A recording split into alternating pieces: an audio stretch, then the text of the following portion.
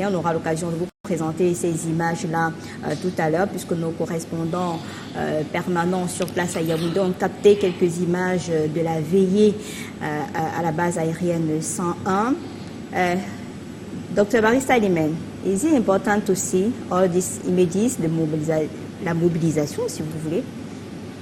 Yes, I think while I accept that it is important to see the images, I want to think that the most important thing is that what the message of the Pope should be implemented in the hearts of every Cameroonian, because it does not suffice to bring a man of God and he talks to people without any effect. You see, I think I was very, very impressed with what he said at the Unity Palace in front of the ministers and in front of the president, letting them to know that the government should rule in favor of the citizens, and that peace is not decreed, peace is not obtained through military force, might, and that we all should strive to have peace in Cameroon. That is a good message, and I think I saw beside him a minister who always feels that force is what we require to bring down people.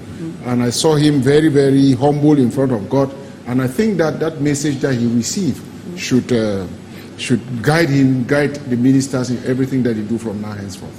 Professeur Amougou, les messages depuis Yaoundé, Bamenda, Douala, très importants, très touchants, très forts, très directs. Est-ce que ce sera le cas tout à l'heure à la base aérienne 101 devant le chef de l'État? Je ne vois pas pourquoi ce ne sera pas le cas, puisque devant le chef de l'État au palais de l'Unité, il n'a pas, comme on dit vraiment au quartier, il n'a pas mis sa langue dans sa poche. Depuis que le pape est arrivé, il y a 5, du moins en termes de discours, parce qu'il y a aussi des messages qui ne parlent pas des gestes. Mais en termes de discours, on a eu 5 messages. 5. Il y a eu le premier message au palais, parce qu'il faut déjà commencer par dire que la rencontre du palais de l'Unité aurait dû normalement avoir lieu au palais des congrès. Mais le message est resté le même. Les personnalités invitées sont restées les mêmes. Du coup, la première chose qui m'a frappé dès que le pape a livré ce message, ceux qui pensaient, ou alors qui doutaient, qui disaient, bon, le pape a légitimé une présidence, soit ils ne voulaient pas que la visite soit là, soit ceux qui voulaient m'applaudir pour dire que le pape vient pour nous, chacun s'est rétracté. Et ceux qui étaient contre la visite sont devenus du coup des amis de la visite. Vous voyez un peu, c'est ce qui m'a frappé dès le premier message au palais de l'Unité. Je disais, mais certains ont commencé à dire c'est tel qui aurait rédigé ce message, et ainsi de suite. Non, le pape n'est pas. Le ton avait été donné parce que le thème de la visite, pour cette première tournée, non seulement au Cameroun, mais de manière globale en Afrique, a été donné dans les communiqués officiels que le Vatican a rendus publics. Moi, j'ai l'impression que beaucoup de personnes n'ont pas suivi ces communiqués, que la salle de presse du Vatican avait déjà rendu public dès l'annonce de cette visite. Pour dire aux Africains, d'abord la paix, c'est vos ressources que la nature vous a données, c'est les dirigeants avec lesquels vous devez travailler et qui doivent être à votre service. Donc, ce message-là avait déjà circulé dans la salle de presse du Vatican. Donc, on savait pourquoi le pape venait. Quand il est allé en Algérie, on a bien vu, il voulait faire un pèlerinage sur les terres de son maître Saint-Augustin. C'est ce maître-là, c'est ce message-là qu'il a porté depuis qu'il est au Cameroun. Qui est Saint-Augustin? C'est l'homme qui se convertit. C'est l'homme qui a connu les joies de la vie, sur le plan de la chair, sur le plan plus naturel, mais qui se convertit pour embrasser le vrai sens de la vie. C'est ce qu'il a laissé au palais de l'Unité. C'est ce qu'il est parti dire 2 fois à Bamenda. D'abord à la cathédrale, quand il a parlé de le Père, quand il a parlé de la colonne. Moi, je regrette que beaucoup de médias, en termes d'image, n'ont pas beaucoup, on n'a pas beaucoup vu, quand on fait les reportages des médias, on n'a pas beaucoup vu cette image de la colonne que le pape... En tout cas, surtout pas ici. Je n'en sais rien. Non, je vous rassure. Je ne fais pas de procès à Canal non, je voudrais juste vous rassurer qu'ici, là, ça a été bien présenté. Je ne fais pas de procès à Canal 2. Je dis que j'ai rarement vu cette image sur tous les médias que j'ai vus. J'ai rarement vu cette image. Pour moi, c'était... Au-delà du discours, il y a des images qui parlent. Et quand il est arrivé hier à Douala, peut-être que, comme on dit, Maître va peut-être bien le comprendre. La partie la plus importante de ce message a été dite en anglais. Peut-être parce qu'il a dit en anglais que les gens n'ont pas bien suivi. Pour moi, c'était le cœur même du message du pape à Douala, de son homélie. Parce que le message était dans l'homélie, c'était pas... Et lorsqu'il est parti à l'université catholique, il s'est adressé aux intellectuels.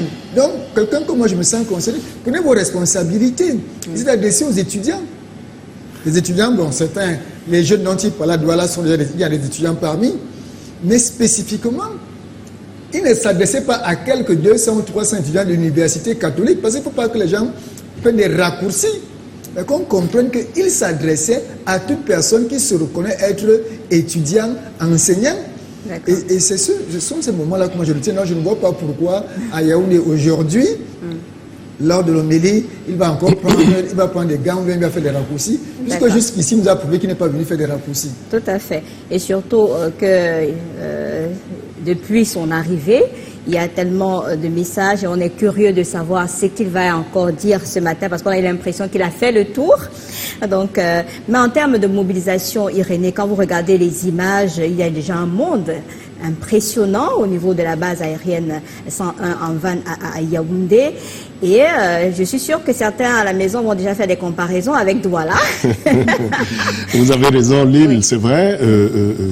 Douala, n'est-ce pas, hier, la mobilisation était phénoménale.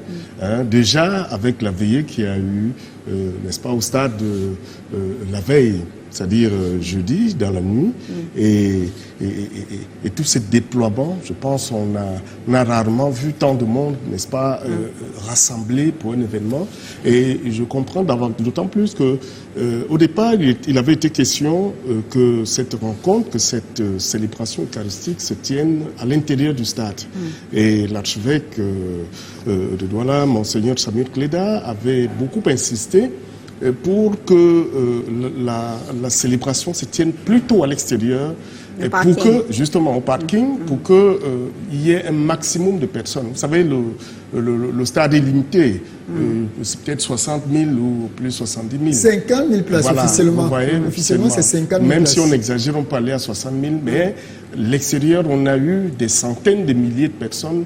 Et je crois que cela démontre non seulement la ferveur, n'est-ce pas, populaire de cette rencontre, de cette visite, n'est-ce pas? Parce que partout où le pape est passé, on a vu un déploiement, on a vu des populations, et comme disait mon copanéliste, c'est-à-dire, on a l'impression que cette visite, même si elle est apostolique, elle ne concernait pas que les chrétiens catholiques, c'est tous les Camerounais. Hier, j'ai vu des musulmans, j'ai vu comment dire, même des personnes qui voilà. Alors, j'ai vu des chrétiens d'autres obédiences, donc, c'est tout le monde qui se sent concerné et je crois que c'est la suite, n'est-ce pas, que nous voyons à Yaoundé aujourd'hui. C'est le même déploiement. On a soif, on a comme l'impression qu'il y a soif, n'est-ce pas,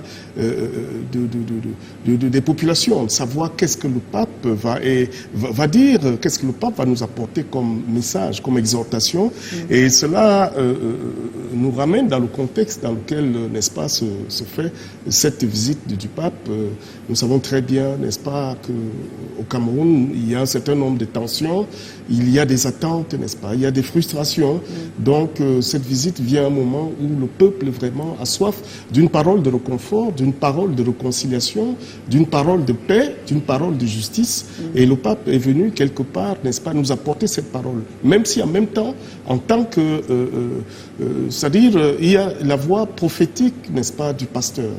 Oui, il l'a exhorté. Il a parlé en des termes très clairs. Le pape n'a pas fait dans la langue de bois. D'ailleurs, le pape, à ma connaissance, tous les souverains pontifes ne font pas dans la langue de bois. Il a été direct. Il a mis le doigt sur là où ça faisait mal. Il a dit vraiment des termes simples, mais qui interpellaient. pour ceux qui sont vigilants, qui sont et je me réjouis, comme disait mon frère, que c'est un responsable, c'est un ministre, n'est-ce pas, dont on connaît les attitudes, dont on connaît qu'ils étaient là, ils buvaient cela comme du petit lait, mais espérons que ça porte du fruit.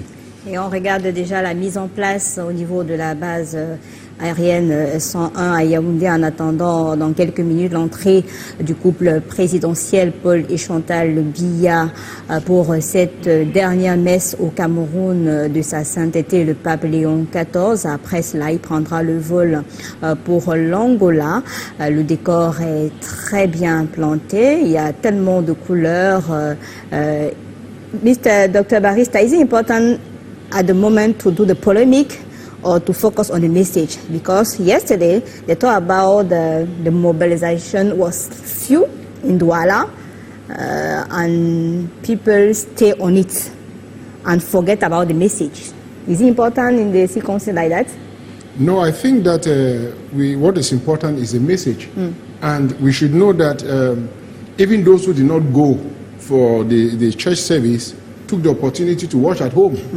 And the message went beyond Cameroon because people who have televisions who are watching, they receive the message. I think the most important thing is that he came and preached. Like some of us, we have many people in Yaoundé, but we are here to equally to receive the message. So I don't think that the presence was just quantified to those who were there.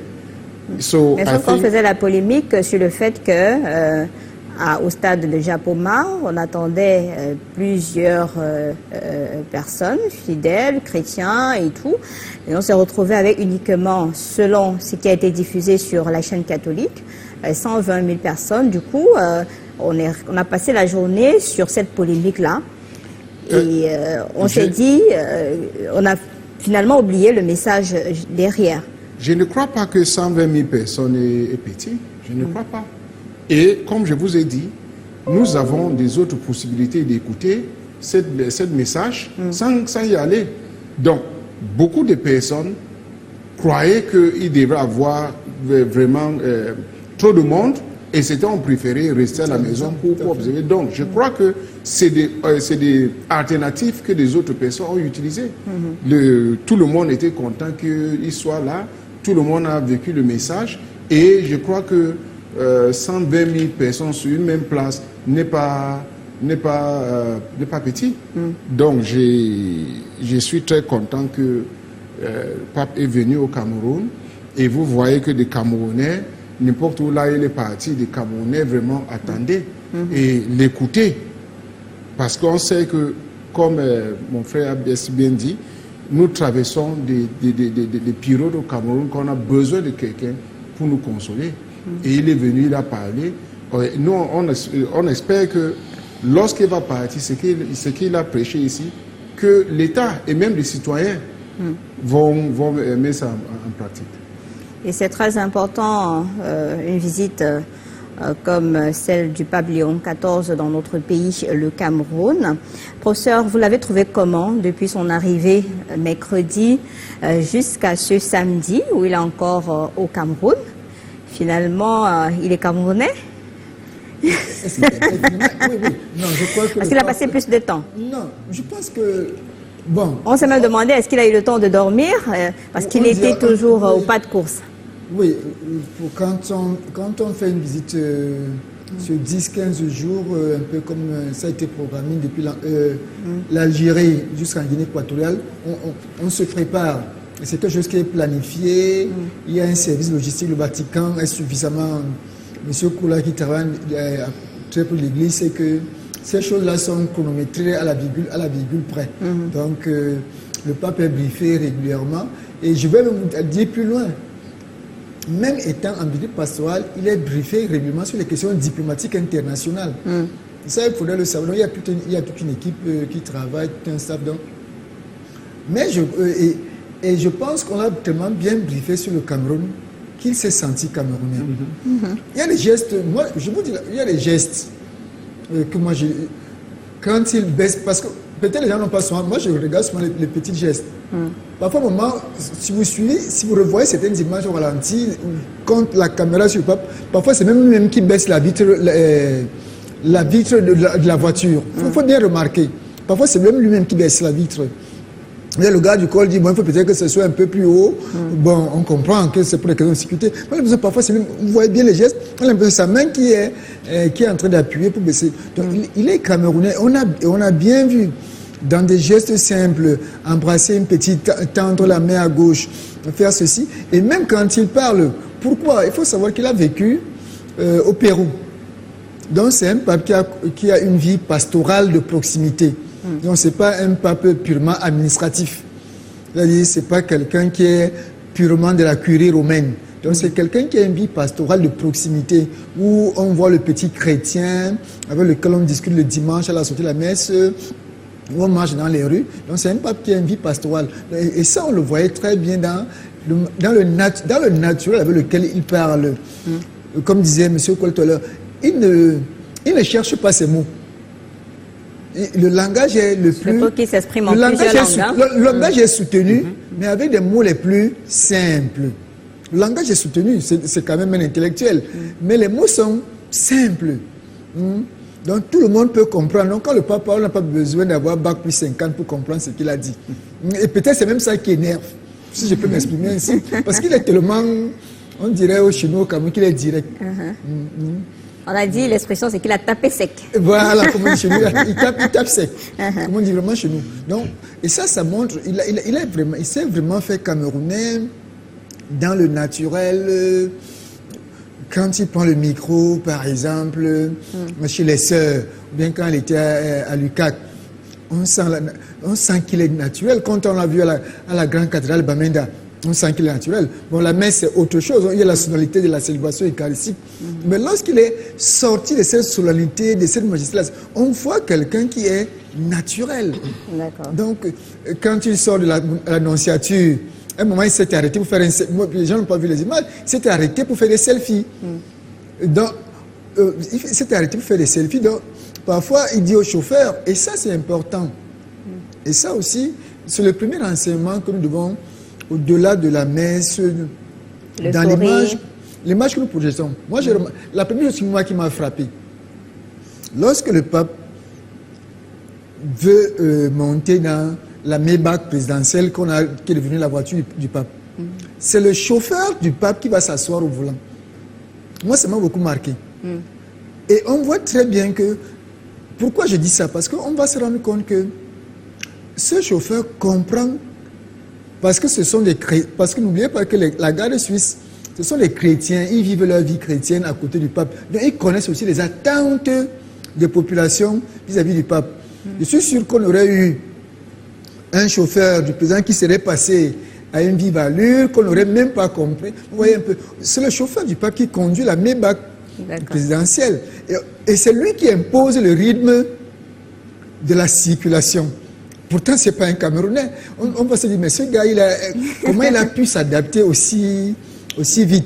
Parce qu'il comprend aussi le chauffeur, qui est en même temps un garde du corps, avec ceux qui sont à côté, les attentes spirituelles des gens qui sont à côté. Et ces attentes sont les attentes de chacun d'entre nous. Moi, je l'ai vu, je suis allé me mettre au côté là où je n'étais pas à la messe à Japuma, mais je l'ai vu quand il allait à l'hôpital des sœurs de Milan. Il est passé à quelques mètres. Moi, j'étais là avec les enfants au bord de la route. Ils ont eu le temps de le saluer. Ils étaient tout. Non, on va voir le pape. Et on voyait bien, on sentait un naturel qui se dégage, des gestes qui faisaient spontanés. Donc, et ça, il s'est vraiment fait camerounais. Irénée, il y a des images qu'on n'a pas vues. À l'annonciature de Yaoundé, le pape Léon XIV a échangé avec 9 religieux représentant la conférence nationale des supérieurs majeurs et les plus de 250 instituts et congrégations actifs au Cameroun. Ils ont partagé les défis auxquels ils sont confrontés et leur engagement pastoral auprès des jeunes. Dans ces moments-là, c'est aussi du B2B. Absolument. Et vous oubliez, n'est-ce pas, la rencontre qu'il a eue toujours à l'annonciature avec les dignitaires religieux. Oui, tout à fait, les dignitaires religieux. Les musulmans. Bien sûr. Il y a eu un groupe de musulmans. c'est des occasions vraiment, parce que là c'est un peu en privé, et c'est des occasions où les échanges sont plus francs, n'est-ce pas? C'est au-delà de toute contrainte, on peut dire, protocolaire, diplomatique et tout, où on peut parler. Vraiment, on peut faire passer un message. C'est très important. C'est comme hier, vraiment, j'ai eu la grâce de compter parmi la vingtaine de laïcs qui sont allés, n'est-ce pas, saluer le pape en privé, après la messe. Et à chaque fois, n'est-ce pas, il était attentif au message, n'est-ce pas? Quand il vous saluait, il ne saluait pas en passant. C'est-à-dire, quand vous venez, il vous écoute, il vous salue en vous regardant, il attend. Avec son sourire. Oui, ce que vous avez à lui dire, et il répond. Pour moi, c'est ça qui m'a marqué.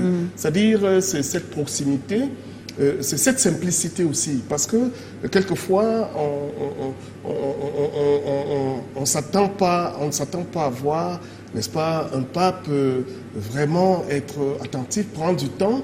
Et il y avait des contraintes de temps aussi, mais lui, il n'est pas pressé. Quand vous venez, il vous serre la main, il prend du temps, il vous écoute, et ce n'est pas expéditif. C'est pas juste pour remplir. Mais on a vu aussi des vœux. Hein. On a vu des. Ce n'est pas juste pour la photo. Non, et on a vu même des vœux des jeunes Camerounais. Il y a une même sur Canal 2 qui a dit qu'elle souhaiterait toucher le pape pour avoir aussi un emploi. Et il y a des gens qui appellent à la fin de la guerre.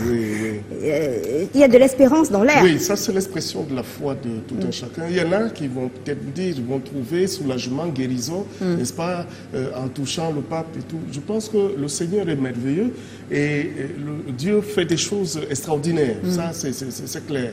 Le message, c'est-à-dire l'espérance, n'est-ce pas, je peux dire que c'est une dimension essentielle de la visite du pape. On a beaucoup d'espoir, n'est-ce pas? On avait beaucoup d'attentes, on espérait bien que la manière dont le pape s'exprimerait, c'est comme tout le monde a été d'accord de reconnaître que le pape a été très direct, il a dit ce qu'il fallait dire, il connaît la situation du Cameroun. Il sait, n'est-ce pas, les travers par lesquels nous passons. Donc, il a porté vraiment la parole qu'il fallait. En même temps, le pape a exhorté, que ce soit à Bamenda, que ce soit à Douala. Hier, par exemple, il a dit beaucoup de choses. Peut-être on aura l'occasion de venir là-dessus, n'est-ce pas, durant son exhortation à la jeunesse et même à l'ensemble, n'est-ce pas, des populations. Donc, ce sont des occasions vraiment où le Saint-Père, il touche, il rejoint les attentes des populations, n'est-ce pas, devant qui il est envoyé. Parce que il vient porter un message d'espérance. Parce qu'en fait, la bonne nouvelle, c'est quoi? C'est l'espérance. L'espérance que les choses peuvent changer, l'espérance que nous pouvons vivre dans une société meilleure, l'espérance que l'amour peut prendre le pas sur la haine, n'est-ce pas? L'espérance qu'il peut y avoir plus de justice dans notre société.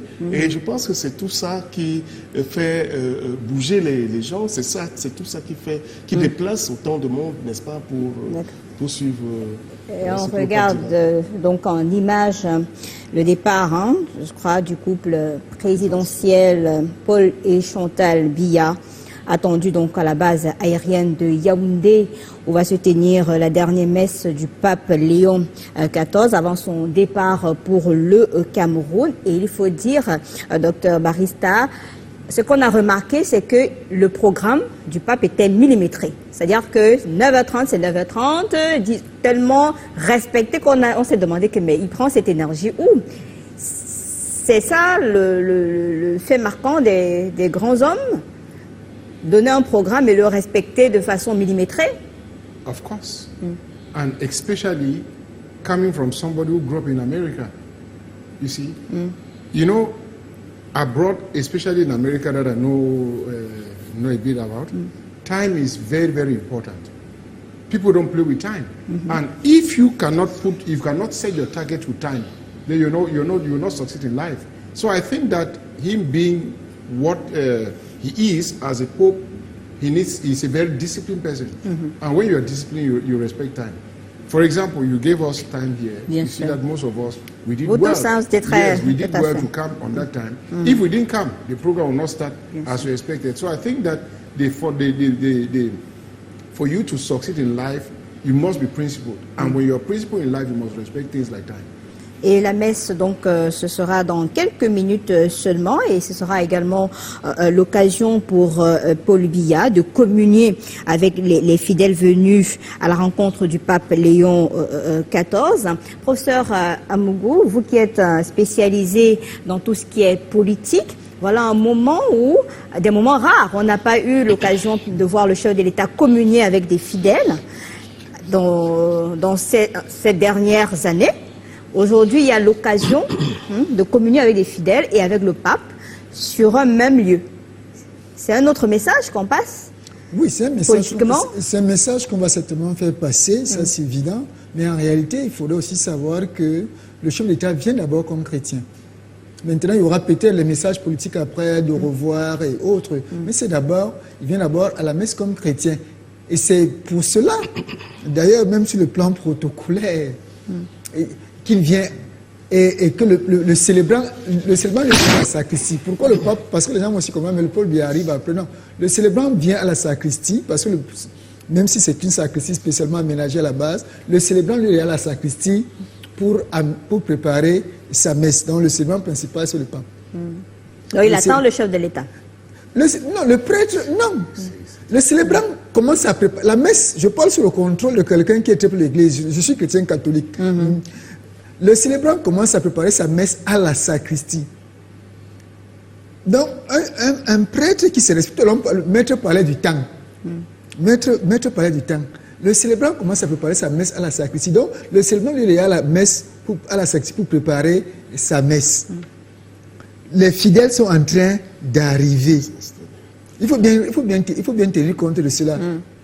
Donc, le célébrant n'attend pas que les fidèles soient déjà là. Non, le célébrant entre la sacristie, il commence à préparer sa messe, il se prépare spirituellement parce qu'il a quelque chose à dire. Et comme il y aura d'autres concélébrants avec lui, ils sont non plus nombreux, il commence à se préparer longtemps à l'avance. Bon, maintenant, pour les raisons protocolaires, le président va arriver et la messe va... Il est déjà en chemin, là. Oui, il est déjà sur la route et la messe va commencer. Voilà. Il faut dire qu'avant que la messe ne commence, le président de la République sera déjà installé. Oui. Donc, il vient assister, comme a dit le professeur, n'est-ce pas, comme fidèle, n'est-ce pas, comme chrétien. Avant que le pape ne sorte pour le début de la messe, il sera déjà Le pape est déjà à la base aérienne. Oui, oui, pour préparer la messe. En tant qu'officiel, c'est normal pour un... C'est normal. Non, c'est important d'expliquer pour qu'il n'y ait pas de polémique. Oui, pour juste vous qui c'est ce que je suis en train de êtes dire. dans l'église catholique, c'est important d'expliquer comment ça se passe pour qu'après... Voilà. C'est pour ça que j'ai insisté là-dessus. Oui. Lorsque les chrétiens arrivent, généralement le prêtre, il est déjà là. Il est déjà là, sauf que vous ne voyez pas forcément. Bon, c'est parce que le pape, il ne pouvait pas arriver incognito. Incognito, voilà, tout à fait, tout à fait. I don't share that. Oui, allez-y, docteur Barista. Moi, je crois que même si le pape qui vient prêcher, il reste quelqu'un qu'on a invité dans un pays et on devrait l'accompagner. Donc voilà, moi je ne crois pas que c'est normal qu'il vienne, il attend pendant longtemps avant que... Non, il ne va pas attendre. C'est mon avis. Non, maître. Donc, pour dire qu'il vient pour rester là, pour préparer, non, moi j'aurais voulu que, au moins peut-être quelques minutes, qu'il soit là, que tout le monde soit là pour qu'il commence. Oui, non, maître, il faut qu'on se comprenne. Je dis ceci, hein. Le pape, comme disait M. Kola, le pape n'est pas incognito. Parce que quand le pape arrive à la base aérienne, lui voit d'abord les fidèles. Mais maintenant, parce que c'est le pape. Et il y a des gens qui veulent voir le pape qui ne l'ont pas encore vu depuis qu'il est là. C'est pour ça que le pape arrive sur la place. Et on a bien vu comment il est arrivé là sur la papa mobile, les images que vous venez de nous montrer. Maintenant, une fois que la foule l'a vu, c'est quand même le pape. Il va en tant que célébrant à la sacristie pour préparer la messe. Ça, c'est différent. C'est-à-dire, on l'a vu en tant que pape. Maintenant, en tant que pasteur, le pape est un prêtre parmi les prêtres. Il va donc à la sac. Et c'est même un enseignement que le pape donne à des prêtres. Il y a des prêtres qui sortent de leur chambre, rentrent directement à l'église, je parle sur le... Oui, j'ai été président de conseil paroissial, je sais de quoi je parle. Et les prêtres, parfois, ils sortent là, ils rentrent directement, ils commencent à dire une messe qu'il n'a même pas eu le temps de préparer. Non, il n'y a pas d'homélie préparée, il n'y a pas une préparation spirituelle. On met l'aube, on met la soutane, on met l'étole et on entre à l'hôtel. Et ça, il faut bien le dire. Voilà, à la suite... le peuple nous enseigne. Mais il y a eu l'homélie à Bamenda, il y a eu l'homélie à Douala, il y a eu l'homélie dans ces deux grandes villes-là. Oui, je veux dire, n'est-ce pas, au-delà, même quand le prêtre a préparé la messe, il y a un temps de méditation à la sacristie. Il y a même des prières qui se font à la sacristie. Moi, j'étais enfant de cœur. Moi, j'étais enfant de cœur. C'est-à-dire, il y a une préparation. Le pape ne peut pas venir comme ça, là, et s'habiller comme ça. Il prie d'abord. C'est-à-dire, il y a une méditation. Une connexion avec Dieu. Oui, c'est comme il se prépare. Le prêtre doit se préparer. Il se prépare à offrir le sacrifice. Donc, il y a tout un temps. Donc, c'est tout à fait normal que les gens aient l'impression qu'il y ait ce temps d'attente, mais en fait, qu'il n'en ait pas. D'accord. Qu'il n'en ait pas. Hier, on a suivi dans l'homélie le partage, oui.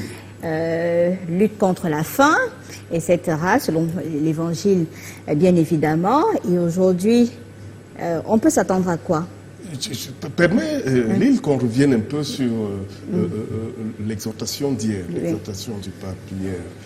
Providentiellement, n'est-ce pas, c'est-à-dire, il s'est trouvé que les textes du jour, qui sont les textes du deuxième vendredi, n'est-ce pas, de Pâques, la résurrection du Christ, justement, en réalité portaient sur la multiplication des pains.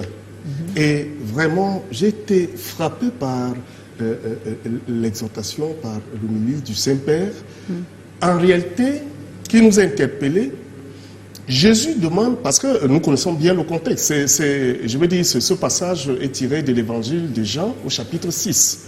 Alors, lorsque vous vous rappelez bien, lorsque Jésus a fini d'enseigner à la foule, il se rend compte qu'il est tard et la foule doit rentrer. Il demande, n'est-ce pas, il renvoie la foule, mais il se rend compte que la foule n'a pas... Il est tard et là où ils vont pas avoir à manger. Il demande donc à ses disciples, aux 12 qui sont proches de lui, de leur trouver à manger. Ils ne vont pas laisser la foule partir comme ça. Alors, cela dénote l'attention, n'est-ce pas, du leader, l'attention du pasteur, l'attention du bon berger. Il ne renvoie pas les foules comme ça, n'est-ce pas? Parce qu'il connaît leurs besoins, il sait qu'ils ont faim, ils ont besoin de pain.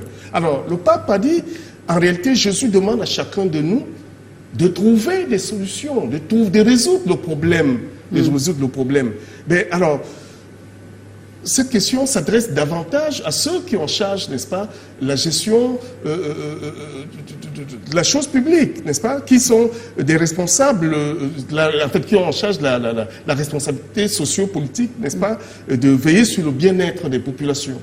Parce que c'est ça. Alors, quand je regarde, le pape a dit quelque chose pour moi qui est essentiel. Hein. Il dit, un grave problème, et ça je le cite, hein, et j'ai retenu ça parce que ça m'a beaucoup frappé. Il dit, un grave problème est résolu par la bénédiction du peu de nourriture disponible et son partage avec tous ceux qui ont faim. Il y a du pain pour tous s'il est donné à tous. Il y a du pain pour tous s'il est pris non pas par une main qui s'empare, mais par une main qui donne. Fin de citation. Alors, qu'est-ce que cela veut dire? Le problème, très souvent, ce n'est pas l'absence du pain. Il peut avoir suffisamment de pain, mais le peuple meurt de faim. En attendant, on regarde les images, hein, dans quelques secondes seulement, le couple présidentiel va s'installer à la base aérienne pour cette grande messe de revoir après des jours au Cameroun. Depuis mercredi, le pape est dans notre pays. Après Yaoundé, il est allé à Bamenda, Bamenda-Douala. Aujourd'hui, donc, le clap de fin avec cette grande messe en communion avec le chef de l'État, en communion avec l'Église. Tout le clergé est d'ailleurs déjà bien installé. Ce sera également en communion avec d'autres pays, parce qu'on a vu des pays étrangers au Cameroun. On a vu à Douala notamment l'Angola, le Gabon et presque tous les pays voisins qui sont mobilisés au Cameroun pour vivre ce moment-là. On espère qu'on aura un autre message très important. Mais docteur Barista, on a dit le pape est à la conquête de l'Afrique, parce qu'on est à peu près 8 millions de catholiques dans notre pays, et au regard de la poussée des autres obédiences religieuses, il était important pour le pape de venir conquérir les cœurs. It was important for him to come and say, we are still there. Yes. You know, when you look at the recent, like they call them born again, né de nouveau, you see that their tendency, their way of preaching, their way of celebrating church services found favor in the eyes of many people who go to church because they want to forget the ills of the society. They want to forget the problems that they encounter daily. So I think that over the time, some of these new churches have won the admiration of so many people, and most of the people who are drifting away into those new religion are people in the established church like Presbyterian Church and Catholic Church. It's not a problem unique to Catholic Church. Every other church, those big established church, they face the same problem. I'm a Presbyterian, and believe me that the church is doing everything to satisfy Christians not to move away. And those who move away, the church is trying to bring them back. And you see, that has led to a modification in the way church services is done in our church. Before, it was not traditional that we'll come and seek time for praise and worship, that people will sing, dance, and it wasn't like that before. But you see, with time, we would have understood that things have evolved, and the expectations of the Christians have drifted. And so I think that it is a good thing that the Pope, who is the head of the church, should move out to bring back Catholics. Have you concerned about that Pope visit as a Presbyterian? Of course, I am very, very concerned. By the way, our synod was well presented. Our moderator was there. So all of us, we should know that even Presbyterian Church stemmed from Catholic Church. We should not forget that. That was the mother church. And so I look at what the Pope brings, because don't forget that the Pope has an impact in religious saying more than every other person, because he has the biggest followers, and we cannot minimize the power of the Pope. So I'm a Christian, and he's a Christian leader. So I think that it was very necessary for the Pope to come and communicate with with some of the people who are living away from the Catholic Church to come back into Catholic Church. It is very important. It's very important. And then we know that experience has shown that most of these people who leave those churches like Catholic Church, Presbyterian Church, they go to the newfound church, most of them end up regretting, because we've heard a lot of stories. Marie, les anges et tous les saints, et vous aussi, frères et sœurs, de prier pour moi, le Seigneur notre Dieu. Que Dieu Tout-Puissant nous fasse miséricorde, qu'il nous pardonne nos péchés et nous conduise à la vie éternelle.